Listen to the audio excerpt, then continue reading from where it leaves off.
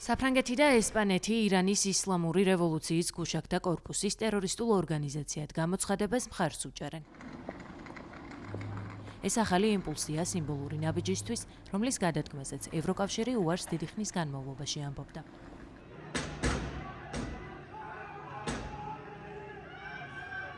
ირია დღის წესრიგში ირანში საპროტესტო გამოსვლების ძალადობრივი ჩახშობის შემდეგ დაბრუნდა. თუმცა თავდაპირველად საფრანგეთი და ესპანეთი, ევროკავშირის წევრი ორი დიდი სახელმწიფო მას სკეპტიკურად უყურებდნენ. ეს კი კითხვის ნიშნის ქვეშ აყენებდა შეძლებდა თუ არა ევროკავშირი ერთიან პოზიციამდე მისვლას. ვითარება 4 შაბათს შეიცვალა, ერთი დღით ადრე, ვიდრე ევროკავშირის საგარეო საქმეთა მინისტრები ამ მწვავე საკითხზე მსჯელობისთვის ბრიუსელში შეიკრიბებოდნენ. საფრანგეთი მხარს უჭერს ისლამური რევოლუციის გუშაგთა კორპუსის ევროკავშირის ტერორისტული ორგანიზაციების სიაში შეყვანას, განაცხადა ელისეს სასახლემ. იმას, რომ გადაწყვეტილებას მხარს მადრიდიც უჭერს, ესპანეთის საგარეო საქმეთა სამინისტროდან წყაროები ადასტურებენ. ისლამური რევოლუციის გუშაგთა კორპუსს ბრალად ირანში საპროტესტო გამოსვლების ძალადობრივი ჩახშობის ორგანიზებას, რუსეთისთვის იარაღის მიწოდებას, ისრაელის მიმართულებით ბალისტიკური რაკეტების გაშვებასა და მჭიდრო კავშირებს დებენ ისეთ შეიარაღებულ მოკავშირეებთან, როგორიცაა ჰეზბოლა, ჰამასი და იემენელი ჰუთები.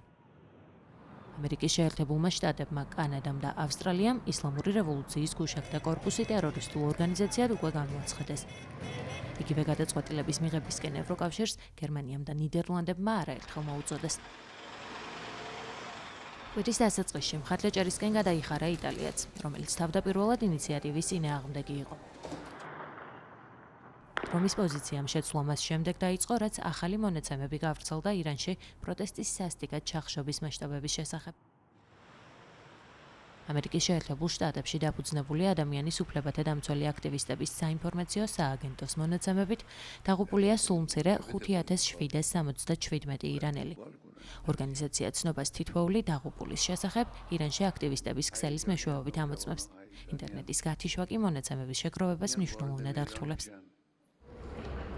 ისლამური რევოლუციის გუშაგთა კორპუსის ტერორისტულ ორგანიზაციად გამოცხადება მისი ყველა წევრის აქტივების გაყინვას, ფინანსური მხარდაჭერის აგრძელვასა და სამოგზაურო შეზღუდვების დაწესებას ითვალისწინებს. ევროკავშირის სანქციების ფარგლებში ბევრი მათგანის წინააღმდეგ მსგავსი ზომები უკვე მოქმედებს.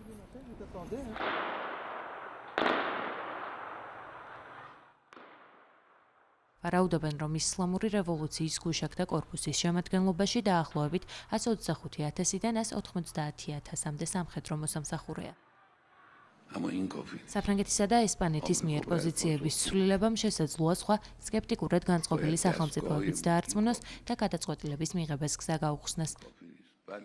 ამჟამად ევროკავშირის ტერორისტულ სიაში 22 დაჯგუფებაა, მათ შორის ჰამასი, ჰეზბოლას სამხედრო ფრთა და ქურთისტანის მუშათა პარტია.